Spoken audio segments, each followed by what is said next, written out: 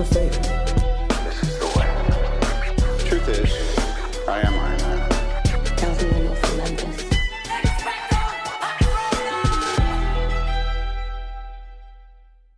Hello, critics, non-critics, and friends. Welcome to the Film Optix podcast, where we take a glance into blockbusters, indie films, and everything in between.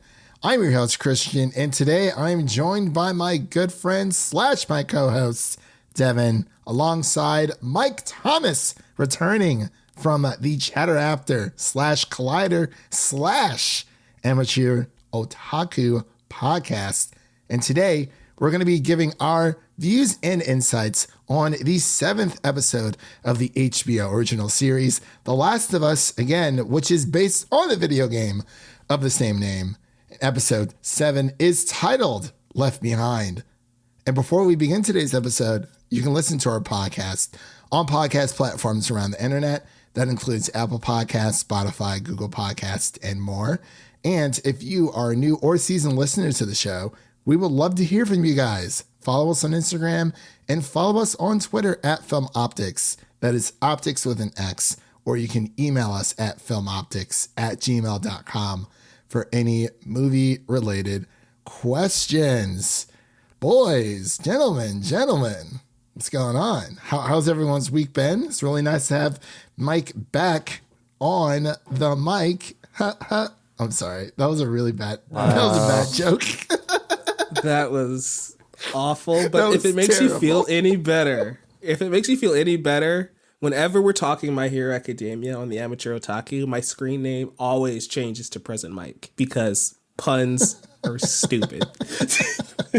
Hey, it's very fitting for this episode a little bit and previous episodes, but it's great to have you back. We didn't want to leave you behind this episode. We want to, make sure you're with us throughout this journey. I appreciate that. I really appreciate you not leaving me behind, which is a theme of this entire episode. I got you, babe. I got you, babe. Oh, there you go. You're all I need to get by. There you go. Great song.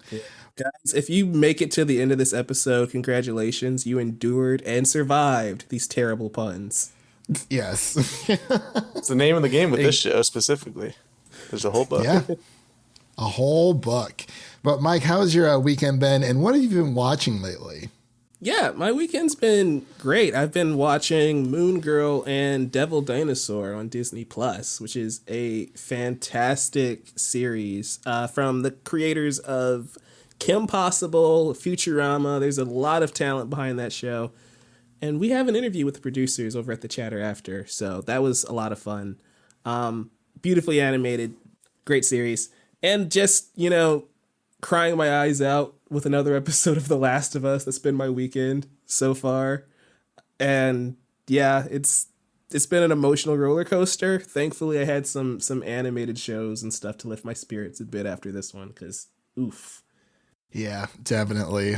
Devin, my right-hand man, what's going on? How's your weekend been, and what have you been watching? It was a pretty solid weekend. Got out and hung out with the boys, and I caught up on Poker Face. It's definitely a very, very entertaining show. Got Ryan Johnson all over it. Heck yeah. Nice. I like it. I need to add that to my list. I do too. There's a lot of things. I still have to finish season 2 of The White Lotus, but I got distracted this weekend. I've been Harry Pottering it up by playing some Hogwarts Legacy. Yeah, I've been deep in that world too. It's so I haven't felt this much excitement, or I haven't felt the need to explore this much in a video game in a long time. And I know God of War Ragnarok's out there, but for some reason I was like, I just want to explore every nook and cranny of Hogwarts Legacy. And it has been a blast. It reminds me of Spider-Man in that way. Like whenever I play Spider-Man, I do every little side quest, every little collectible, because it's just fun. It reminds me of that. Yes, it doesn't feel like a chore. And I think that's the big part of it. That's what I like about Insomniac games is when you do their, if you are trophy hunting for that platinum trophy, doing the requirements or, the tasks don't feel daunting. They don't feel pointless. They feel like a lot of fun. And with Harry Potter or Hogwarts Legacy, there's something with the mechanic of the game where it like kind of pushes you to like want to explore. Like it's not just, oh, you know, you can go here, here, here, and here, but it's hard to explain. But my gosh, man, it is a fantastic game, and I'm so happy that it exists. Something that, you know, everyone's been asking for a long time. And, you know, Portkey Games, they've been hard at work. You know, they're also releasing this for last gen consoles for the PS4 and Xbox One. And they're taking their time with it. They're not just, you know, pumping out everything at once, or it's like, oh, well, you know, it doesn't run as well on, you know, last gen consoles. I feel like they're trying to optimize the game for last gen players as well, so everyone can enjoy it. And I believe it's actually also coming to the Switch, from what I heard. Not sure, but yeah, that was pretty much my weekend in a bubble. And I watched the first Scream movie to kind of, you know, get that kicked off. I'm going to try to go through all of them before I watch Scream 6 this coming up Friday on March 3rd. So that's going to be a lot of fun. I also watched Scream 4 over the weekend. Oh, so good. Rewatch. It's so good. I actually think Scream 4 is probably like my second favorite. I mean, the first one's, you know, amazing. Like, it's really hard to kind of top that. But Scream 4 is chef's kiss. It is fantastic. Amazing twists. And I love it. But, ladies and gentlemen, what's up? I was just going to say Scream is fantastic. You can't go wrong with any of them, really, in my book. Even the dumb stuff is just like, it's fun, dumb stuff. Yeah. Well, I feel like it's one of the more, or one of the most consistent like slasher franchises out there, to be completely honest. But it's just a fun time, and you know, it's like a little, you know, whodunit. Like, what's the motive? It's very meta, but very excited for Scream 6. I'm like, just give it to me. I'm ready to dive back into that world. But enough chatter of all of that housekeeping. Glad that everyone has had a wonderful weekend. But as I mentioned before, for our listeners out there, we're going to be covering episode 7 of The Last of Us, which hit this past Sunday on February 26th. I almost said March 26th. I'm like, that's not right. The year's flying by already. But we're going to be getting into our initial reactions of episode 7. Then we're going to hit our spoilers. We're going to pass by a little bit of a T-Lou trivia. And then we're going to give our final thoughts and ratings on this episode. And then we will close out for the show. So, ladies and gentlemen, we'll be right back after this introduction to The Last of Us episode 7.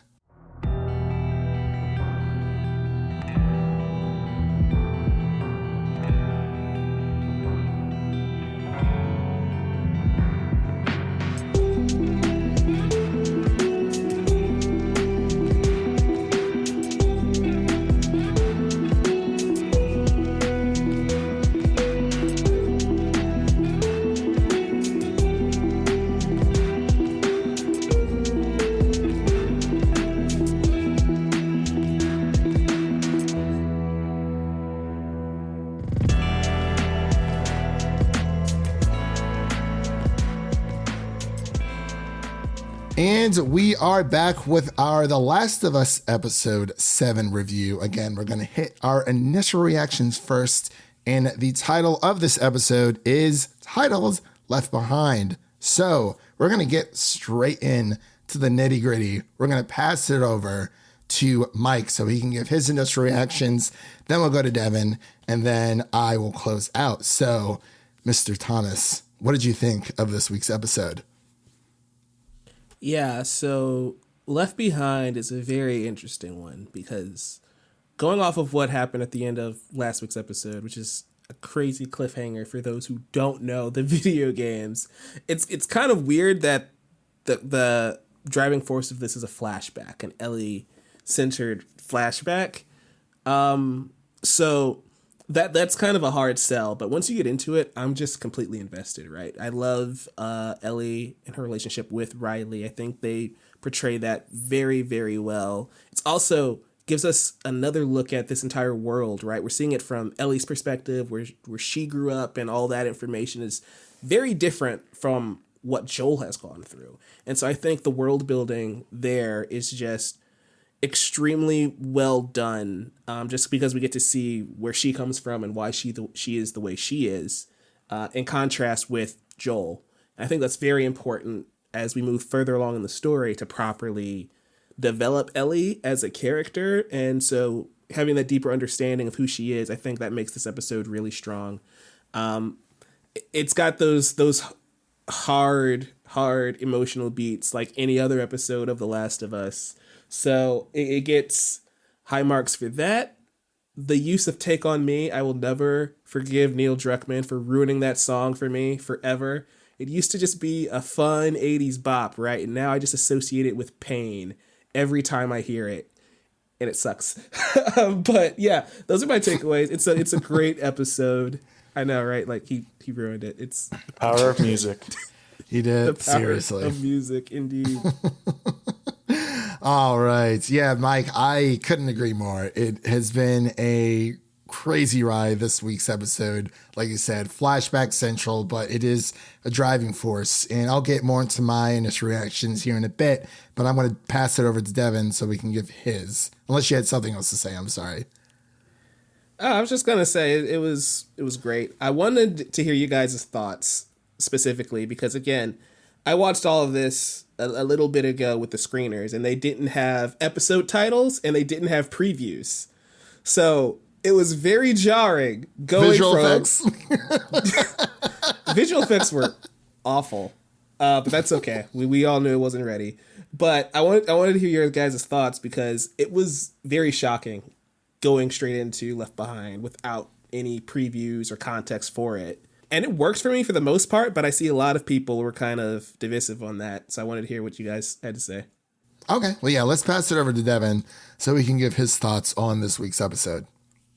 Yeah, this was actually a very interesting episode for me because I actually had never played the Left Behind DLC, so this was all new for me. So it was a very, very interesting to get this side of the story. What was always the old adage for DLCs, like especially when they first started coming out, people were like, "Oh, it's just stuff that's not good enough to make the main game. Like that's all DLCs are." I guess there's that negative stereotype, but I don't know. I don't know if that still holds up nowadays, but I definitely enjoyed this addition to the show. I guess you can call it a DLC for the show in some ways. Just didn't have to pay for it. Yeah, I agree with everything Mike said. It's just so cool to see more info on Ellie's backstory, why she is the way she is, kind of her military school-ish background. And I think Storm Reed cast as Riley is just perfect. Like, it's the year of Storm Reed so far. Got her in Missing. Yeah. She was great there. She's going to be in Euphoria coming up soon, hopefully. It's just the year of Storm Reed, and she kills it every time. I love seeing their relationship. What was I going to say? It's just cool to see Bella Ramsey's just these past 2 episodes specifically, just her acting and her portrayal of Ellie is just, it's through the roof right now. Just the way she delivers certain lines, just even the way she looks in certain scenes, like the dance scene, you can just tell by her body language that she is just, you can tell that she just wants to get something off her chest, and then she does, and that's a great moment. And we can talk about the ending later, but that might be the only issue I have for this episode. Other than that, just another great episode with some more background on these characters and just filling in the gaps that we didn't have before. Yeah, I could not agree more. Absolutely. So for my initial reactions, to answer Mike's question, I played, the DLC, and just a little bit of backstory for people who aren't gamers. DLC is shorthand for downloadable content. It was a huge thing back in like the early 2000s, still kind of sort of is, but it was basically what Devin kind of said. It was either, we have an idea to either expand the story even further, like there was planned DLC from the start, or it was just stuff that wasn't necessarily as good to make it into the base game that originally came out. But for Left Behind, I love how they actually titled it Left Behind, because that is what this is. So we see that Joel is injured. It happens a little bit different in the game, but he is more conscious in the show than he is in the game. But overall, I love this episode. I love how we were able to expand a little bit more about Ellie's life inside of the Boston QZ, because, you know, she constantly talks about it in the games, constantly has been talking about it in the show, and has been dropping hints about her friend Riley throughout these 7 episodes. If you didn't notice, I definitely recommend you to go back and rewatch and kind of pick up on those clues, because she does mention that, you know, she had a friend, and, you know, this is from what happened last episode, where she says, you know, everyone I've ever cared for has either, you know, died or left me. And Riley, outside of Ellie's parents, which she doesn't really know, Riley was probably that first person that we know of up to this point where, you know, she had a crush on Riley. She was not able to protect Riley, and she lost Riley in the process of them trying to express their admiration and love for each other. And I thought this episode was great. I didn't know how they were going to tie this in to this episode, because, as we know, for the Last of Us Left Behind DLC came out a little bit later after The Last of Us hit in 2013. So that was originally supposed to be a part of the game, but I believe Neil Druckman said at the time that the pacing just didn't work. And it does work better as a separate story. And I believe that this is actually a story that was adapted from a Last of Us comic. So it was originally an idea for a comic, you know, Ellie's days within the QZ, and then they went ahead and created it for the game as well. I'm not 100% sure. I didn't have too much time to double check on that, but if anyone out there, you know, knows anything different, just tweet at us at Film Optix. That is Optix with an X, to let us know if I'm right or wrong. But yeah, overall, I just love this episode. You know, it's every single week has been completely consistent. Obviously, you know, we are gamers. We know the ending of it. Well, besides Devin, because I didn't know Devin didn't play the DLC. But yeah, overall, had me on my heels the whole time. Didn't know what was going to happen. Could definitely get the sense, though. well, once The Last of Us Part 1 comes out on Steam, and it's a reasonable price for you to buy, for Devin to buy, definitely just hop into The Last of Us Left Behind, because it is 2 separate things, because they encourage you, obviously, to play the game first and then to play the DLC second altogether. But yeah, it was a great episode. Like you guys said, Storm Reed is fantastic. Bella Ramsey is like, it's amazing. Like, I don't know why people were so iffy on her. I'm like, this girl was in Game of Thrones. Pedro Pascal was in Game of Thrones. I don't know what else you need to convince people that these 2 people are right for the job.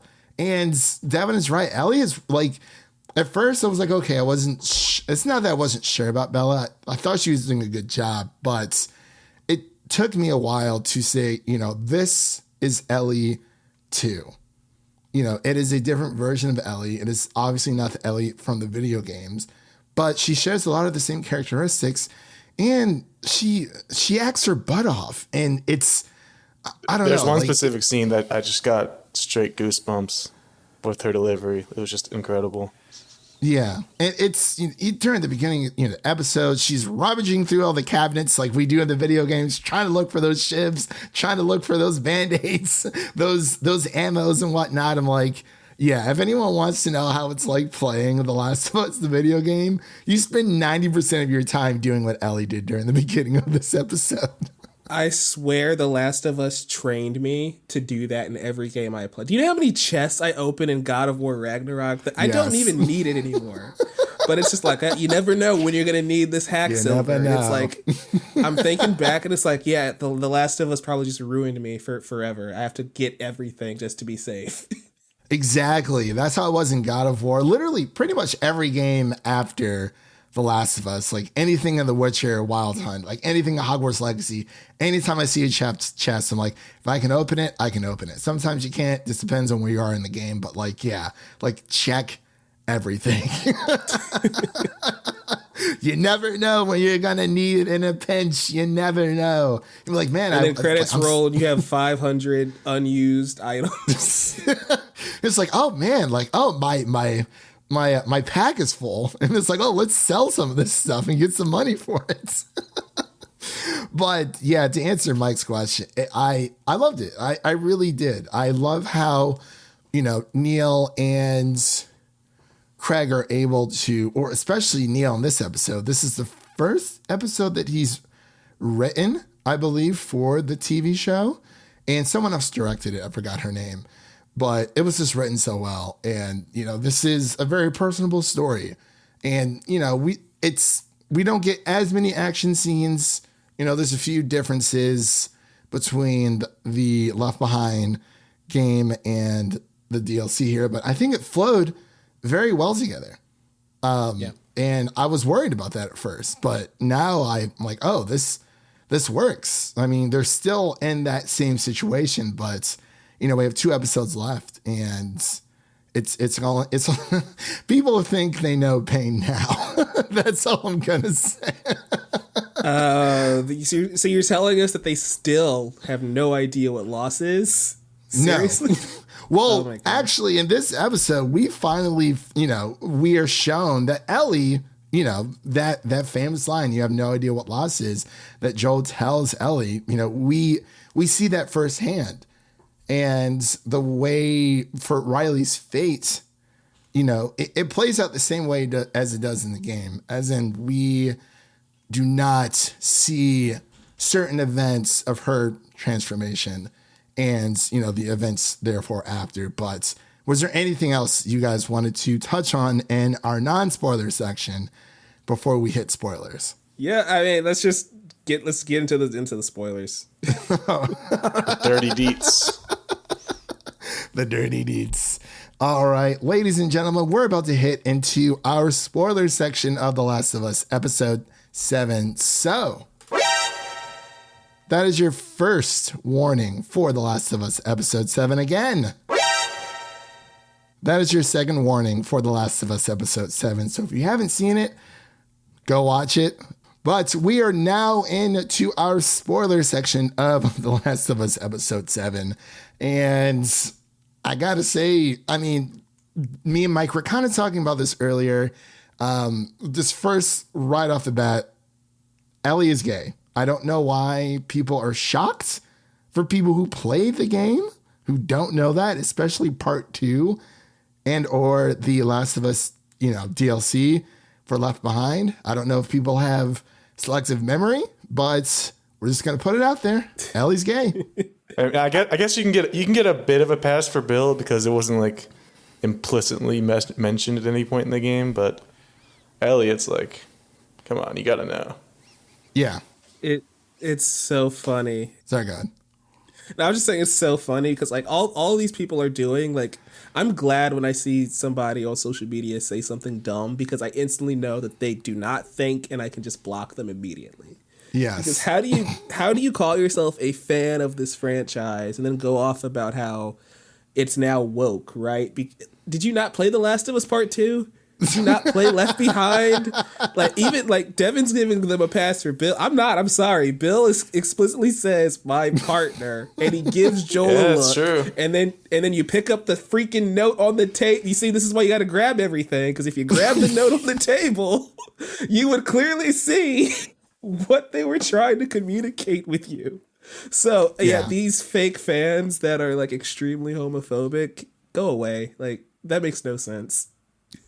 It doesn't. It literally just blows my mind because I knew as soon as they, were going to release this episode, I'm like, okay, like, I know people are just going to be dumb about this. Like, there's literally nothing wrong with, number one, representation for, this type of thing. So it's like, I don't get why it's like, oh my God, Bill's gay. Yeah, he's gay. So what?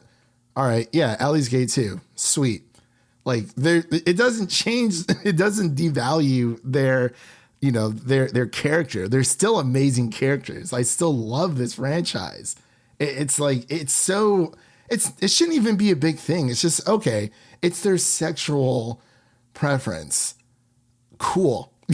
Like, I've never understood that whatsoever. I haven't seen too much for this week's episode.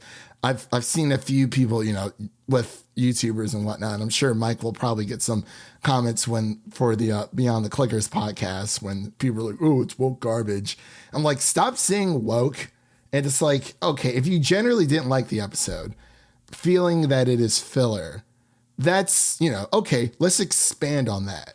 Don't just say, oh, well, it's woke. It's, like, oh, Ellie's gay. This is so stupid. It's like how Ben Shapiro was like, it's supposed to be a zombie show, not a relationship show. No, that's incorrect. No, Craig Mazin literally wrong. Right.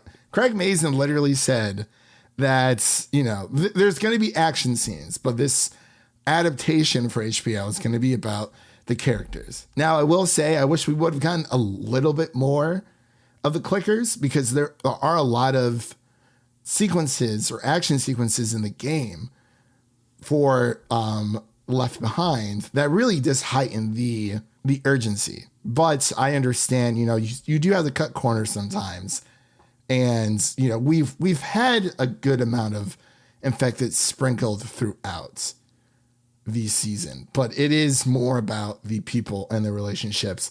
And as Neil Druckman has said, this entire show, this entire story, whether it's video game or TV, is about love and the dangers of love, the soft, sweet embrace of what love can offer.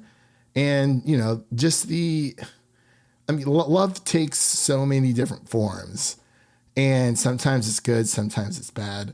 Sometimes it leads to betrayal. Sometimes it leads to heartbreak. Sometimes it leads to, marriage or relationships, or, just expressing or wanting to tell someone how you feel.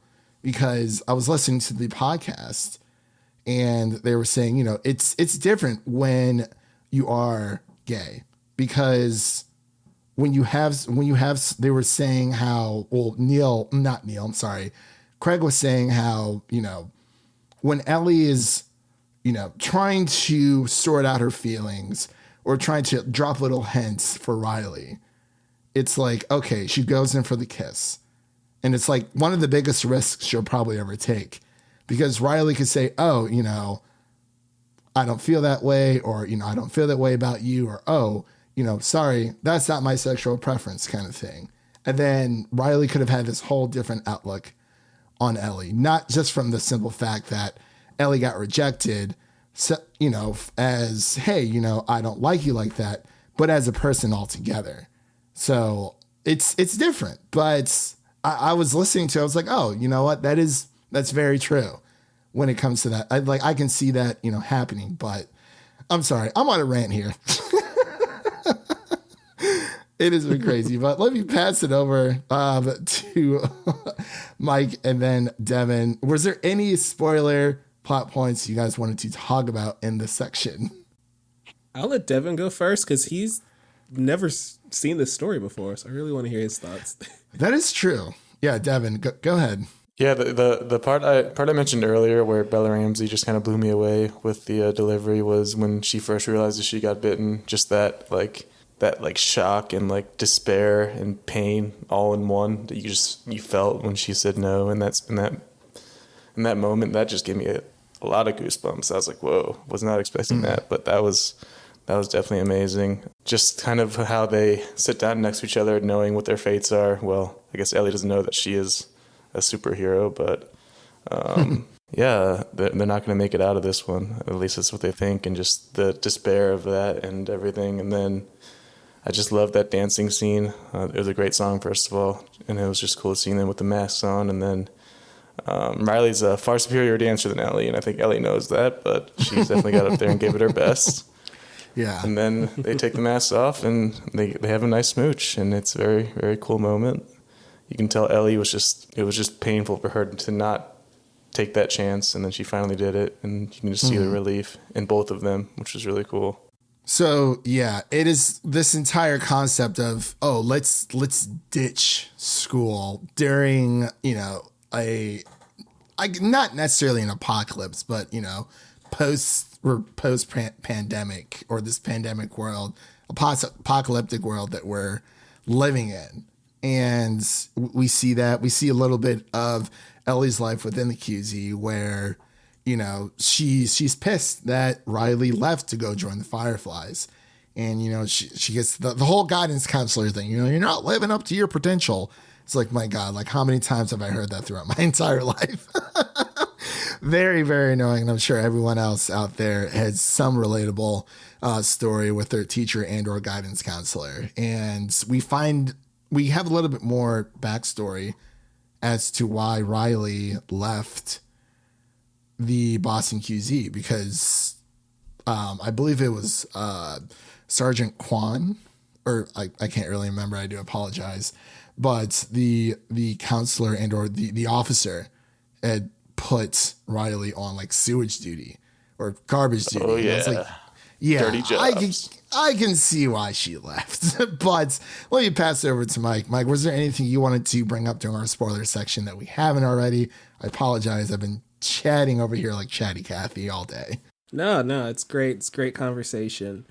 I particularly love what you were just saying, right? We've seen the conversation with the guidance counselor a million times. And I think that's one of the qualities I really love about this episode, is that it's a coming of age story told within the confines of The Last of Us, right? And I think that to me is why this episode is so enjoyable, even though, again, some of the negatives is, it's kind of fillery, considering, Joel is dying for the majority of the episode.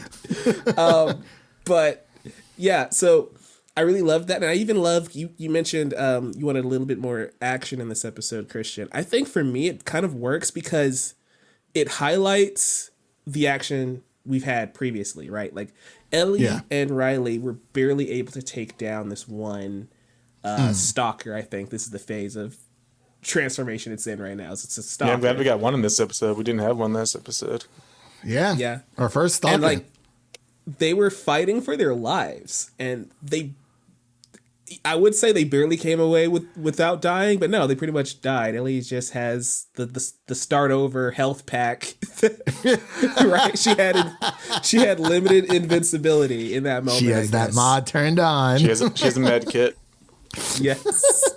But it's like, and I think for me that kind of works because it shows why Marlene chooses Tess and Joel, because they're the only ones who can possibly help her navigate this world. And I think by having the limited action sequences probably just helps highlight and intensifies the ones we had previously, if that makes sense. And it also keys into Ellie not fully understanding the threat that they have been facing. Because like when she first meets a clicker, she's freaked out because she's never seen one before.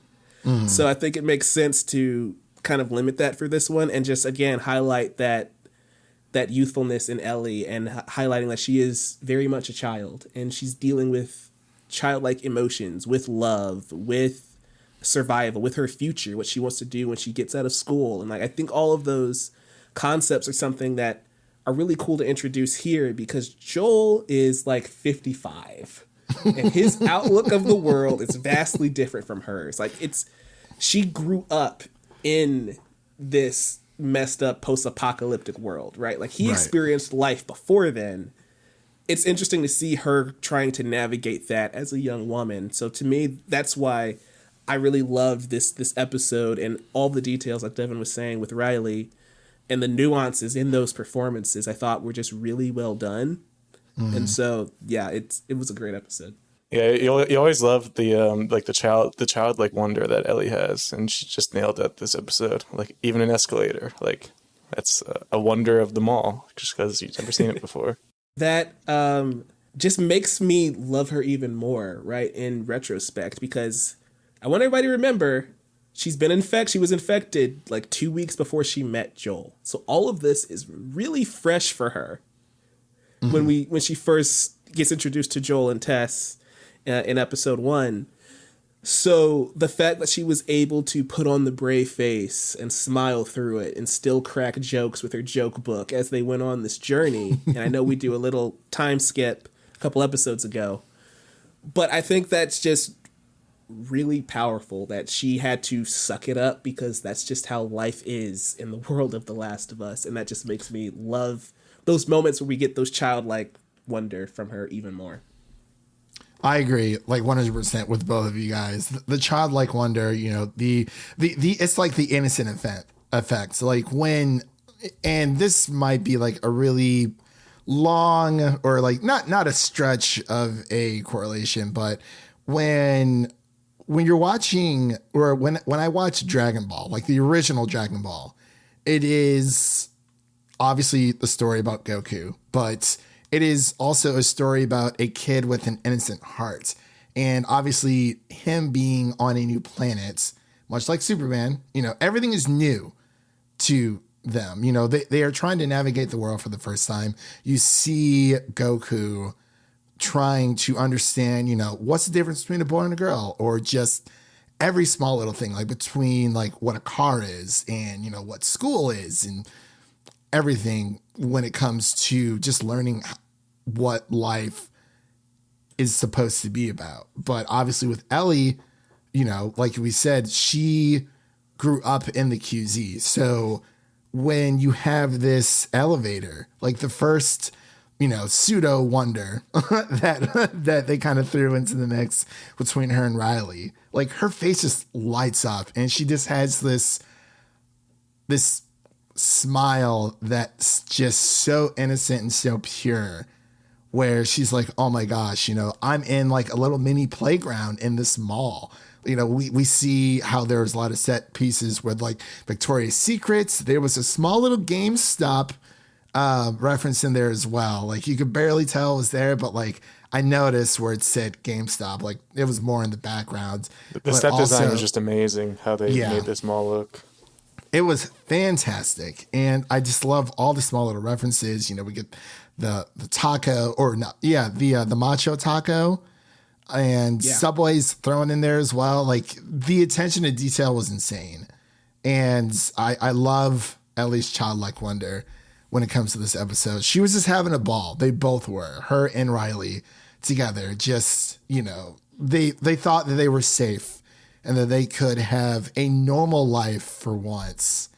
But as they said in the Last of Us official podcast, the thing about this world is, you know, you can never be safe enough until, you know, danger or like a threat hits.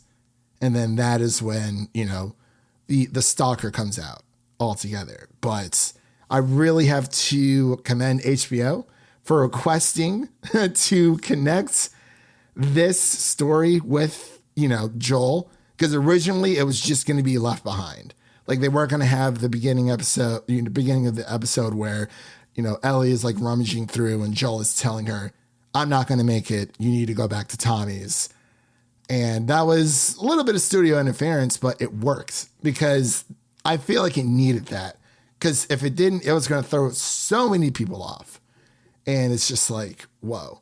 But so kudos to HBO for making that request to the main story. Also, I was going to shout out that I think it was interesting that they switched to Mortal Kombat, because I know in the actual game, it's, or at least in the original one, it's a fictional game that they made up. Yeah. I'm not sure why they didn't do the same with the comic book. I know Warner Brothers, I know DC is struggling right now. You could have easily threw in a nice Superman comic, a Wonder Woman comic in there. Like, I don't know, it seems like a missed opportunity. I think so. Well, obviously for the video game that they're playing in the game, it was actually a reference to what The Last of Us was called before it became a video game, while Neil Druckman was pitching it. And I'm drawing a blank on the name. I'm trying to see if it's in IMDb. It was like The Turning or something.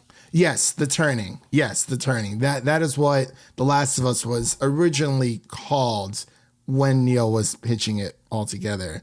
But the turning, the video game was obviously a play off of Mortal Kombat, so they couldn't really do that in the video game. But now, they were able to do it with HBO because HBO is owned by Warner Brothers, and Warner Brothers also owns Mortal Kombat. So that was really cool to see. And the Savage Starlight, I think it would have been interesting to maybe throw just like one DC comic in there. But I feel like the Savage Starlight comics are so tied in with the game's DNA that they had to put that in the show, because one of the trophies in the game is to collect all of the Savage Starlight comics all together. So that's probably why they didn't change that. But it would have been cool to maybe throw like a Superman or like a Batman comic in there, or maybe Wonder Woman. No. Ellie, all know Ellie's love for space would make her a Green Lantern fan. Yeah, that's true. Yeah. Okay. I like that. Yeah. Honestly, Martian Manhunter. Martian Manhunter. Yeah, Green Lantern would have been cool too, for sure. I think that would have made probably the most sense, for sure. But yeah, I love how they're able, just the small little details. Even the Dawn of the Wolf poster shows up in this episode, and that was in the game. And Joel's like, oh, it was just like a stupid, dumb teen movie. But like it shows up, and there's all these cool little things in Ellie's room that you can kind of pick apart. And the attention to detail in this episode is just phenomenal. It is perfect. Everything down to the last minute detail. Okay, Homelander. Ay. She could have had a boys comic. That would have been cool. Yeah. Oh, the boys, Umbrella Academy, Invincible. Hey, I'm sure she's got a few stashed away. But I'm surprised we didn't see like anyone playing. I want like you guys to remember. I want you to remember that since they moved Breakout Day, a lot of these comics do not exist. That is true. They did, yeah. They moved it I keep forgetting that they moved it for the show, and I totally keep forgetting that was the thing, which shows how inconsequential it was. But there's a lot of they're still kind of planting the seeds for part 2 when they adapt part 2 for season 2 of The Last of Us, since that has been greenlit altogether, with the dinosaurs and the moon and space and all that stuff. But yeah, it's phenomenal altogether. But did you guys have any other final spoiler thoughts before we get into our final thoughts here altogether? Yeah, I was gonna say the only real issue I have with this episode is the ending, because it's basically the same ending as the last episode. Nothing really changed as far as like the situation we're in. I kind of wish they would have given us a little bit of a hint as to where we're going next, because there is only 2 episodes left, and like there's a lot to happen in these next 2 episodes.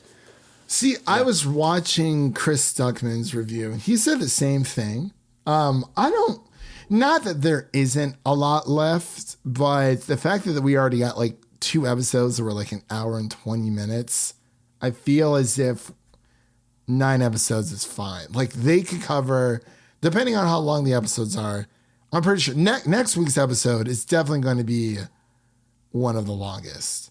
Like there's a lot that happens because we are still in Joel is still immobilized, and there's a lot that happens while Joel is still, down or immobilized altogether. But I feel like, because not that there isn't enough, like we are getting to the end. Like the meat and potatoes portion really is with David, which we saw in the preview. But there is still one character that I'm still waiting to pop up, who hasn't popped up yet, and I'm trying to figure out when they're going to pop up, but we'll figure it out. I'm sure Mike in the knows, spoiler section, do you want to tell us what character you're thinking of? Should we? See, okay, so I wasn't sure. I know we're in the spoiler section, but there's also like... Okay, gotcha. Show spoilers, game spoilers are different things. Got it. Yeah. Just to... Yeah, I mean, for games, but yeah, it's a bit touchy. We could talk about it after, but I'm sure Mike knows who I'm talking about. But there's 2 episodes left, and while there's a lot to cover, I want everybody to kind of just remember how the pacing of this show is working. Like the last portion of the game feels significantly longer than it actually is because of the gameplay aspect. Right. Once you take that away, I think it's manageable to do in 2 episodes time. Oh, absolutely. Yeah. And especially with all the gameplay or major sequences that they didn't really cover in this game, where obviously, you meet the bloater while you're in Bill's town when Bill is alive. So that doesn't happen, but it is what it is. I think they've done a great job with it so far, but yeah, there's a lot of like crazy action sequences that obviously they had to cut out, because when you're playing a game, most of the player's time is during gameplay. Like you have the story there, which is great, but in order to flesh out the characters, you can't really do that in a video game medium unless it's one of those like Wolf Among Us or Beyond Two Souls type of video games where it's literally just all dialogue and, they are just trying to tell an actual story. There is no real gameplay. It's the point and click method. But obviously within The Last of Us, most of the time you are playing the game. So I do agree, Mike. If you take out the action sequences, they can definitely do it in 2 episodes for sure. But I think next week's is gonna, it's gonna rock, I feel like, and I'm very interested to see, what pops up. Obviously, we have Troy Baker coming into the mix. If you watch the preview, he is not only the host of the official HBO podcast, but he does voice and mocap Joel in The Last of Us video games, part 1 and part 2. So very excited to see him on screen. And still waiting for that other person to pop up, but we'll see. We'll see. I'm like, what is this going to happen? But let's get into our final thoughts and ratings here. Devin, what are your final thoughts on this week's episode? Then we'll go to Mike, and then I will close out. Yeah, final thoughts. It was definitely interesting to watch this unfold without having played the DLC. It was definitely a nice little side quest for us here. Get some info on Ellie. Get some new blood in Riley. Unfortunately, it doesn't end as well for her. But I'd say generally it probably was the weakest episode so far. That's not to say it's bad, but just from what we've gotten so far, this one isn't quite at the level of the other ones, but still very good, and no real complaints other than the ending for me. Okay, Mike, what about you? Yeah, I agree with Devin there. As far as episodes, like ranking them, it probably would be at the bottom, but that's no disrespect to how good this episode is. That just kind of speaks to how strong the show has been up to this point. Regarding the ending there, I totally get it. I do like the theme though of like Joel is trying to force Ellie to just move on without him, and like the central theme is she's not going to leave anyone else behind. And so I think that kind of plays into that really well. Maybe we should have tweaked the ending of last week's episode, because I think the payoff for that thesis being in this one makes way more sense. But that's a totally different conversation. I feel like Left Behind, though, is a fantastic episode of The Last of Us. It was nice getting a change of pace, allowing Bella Ramsey to spread her wings a bit and be the driving force behind this show, and just proving again that she, along with Pedro Pascal, is the beating heart of this story. And it's just really good to give the man a break. Like, he literally just got to lay in bed for the entirety of the episode. Yeah, I'm sure he loved this section of the shooting for the show. Especially right? Storm Reed. She's like, oh, I only got to come in for one. Okay, like, let's go. Yeah, and she ends up being one of the best characters in the whole dang series. Oh, yeah. Absolutely, yeah. And one real quick thing, I'll let Mike finish up. I really the one thing that we have not seen and probably will never see is the turning of Riley. We don't see that in the game during The Last of Us or the Left Behind DLC, and we don't see it in the show either. We just, presume obviously Riley was bitten. We don't know how long it took her to turn, but you know, I think it's safe to say that Ellie had to kill Riley altogether, because I mean, what if Ellie's kiss kind of transferred her magic powers over and they're both still alive? How about that? Okay, now we're going down the Reddit. We're going down the Reddit hole. Yeah, this is very Reddit-y. Can you imagine if Riley shows up in The Last of Us Part 3? Yes. We're writing it right now. We technically never saw a body. No, but I think that's very interesting to your point, though. So a couple episodes back, remember Ellie reveals to Joel that she has killed someone before. And leaving this episode kind of open-ended in that way, are we to assume that she was talking about Riley, or was she talking about the stalker she had to drive her shiv through? Well, does she consider, and I guess another question for that would be, do people in this world consider those who are infected people anymore after they turn? Right. Because it is obviously, you know, still the same body, but, you know, a little maimed and transformed, but that person is essentially gone. But then again, you also had with Sam and my God, Henry, sorry, with Sam and Henry, where Henry was, I mean, not Henry, but Sam was still deaf after he turned. He was still in there, and that's the most depressing part of the episode. Yeah. So I don't really know, but I think it is safe to say, considering how there was no one else around during that portion, that Ellie had to kill Riley. For sure. But I'm sorry, I did not mean to hijack. Mike, continue with your final thoughts, then I'll get mine.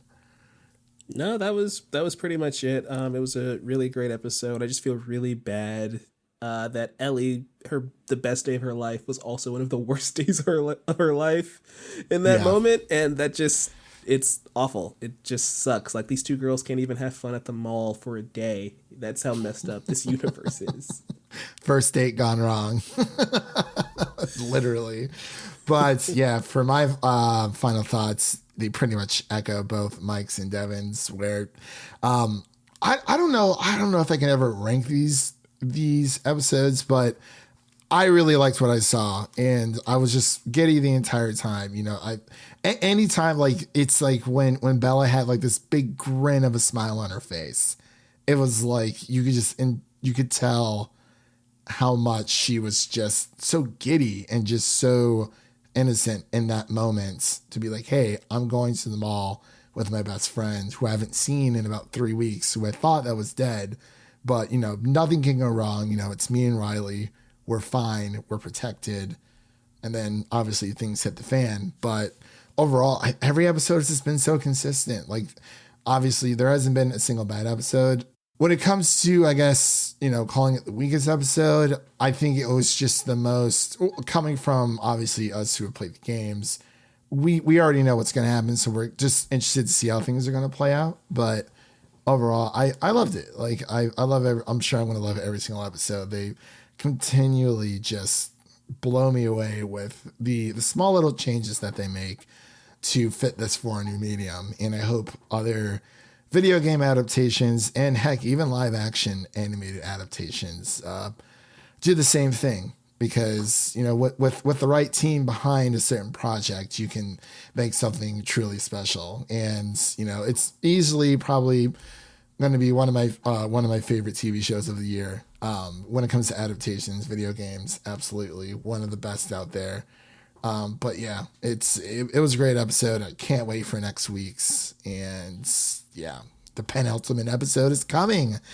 And with all that said, I'm going to pass it over to Mike so he can let you know where to find him on the internet and what is coming up for him on his respective outlets. So Mike, take it away. Yeah, thank you guys so much for having me back. It's always a pleasure talking The Last of Us with you guys. As for me, you can find me at Novice Cinephile just about everywhere on social media: TikTok, YouTube, Twitter, Instagram. It's The Novice Cinephile. You can also check out our podcast, The Chatter After, wherever you get your podcasts, but specifically on YouTube. We're doing The Last of Us every single Tuesday live. Tuesday nights we're doing Beyond the Clickers at 8:30 Eastern, 7:30 Central. So make sure you stop by, say hi, let us know your thoughts on the show.